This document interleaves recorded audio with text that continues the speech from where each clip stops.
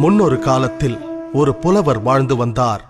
அவர் தனது குடும்பத்திற்கு உணவு கூட அளிக்க முடியாத வறுமை நிலைக்கு தள்ளப்பட்டார். அதனால் அரண்மனைக்கு சென்று மன்னரிடம் உதவி கேட்க முடிவு செய்கிறார்.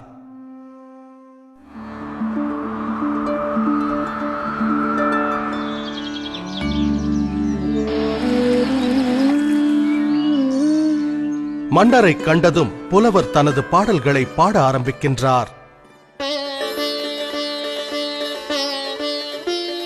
ஆஹா, அருமை அருமை!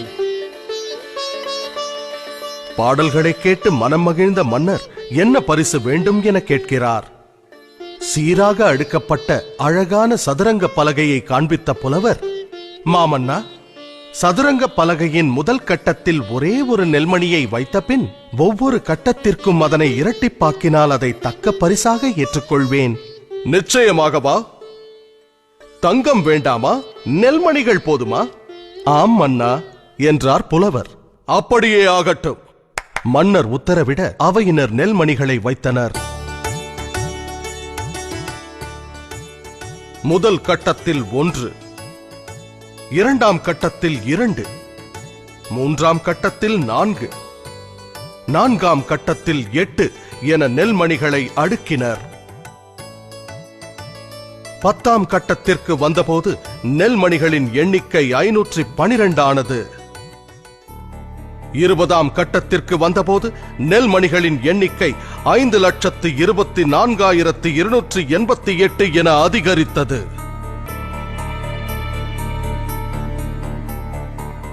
பாதி தூரம், அதாவது 32வது கட்டத்தை அடைந்த போது நெல்மணிகளின் எண்ணிக்கை 214,74,83,648 பெருகியது.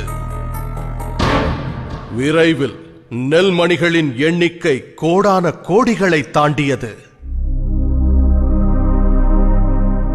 இதன் காரணமாக மன்னன் தன் ராஜ்யம் முழுவதையும் அந்த புத்திசாலி புலவரிடம் ஒப்படைக்கும் நிலை ஏற்பட்டது. இவை அனைத்திற்கும் துவக்கம் ஒரே ஒரு நெல்மணி. கதையின் நீதி: கூட்டு பலனின் பெருக்கும் சக்தியை எப்போதும் குறைவாக எடை போட வேண்டாம்.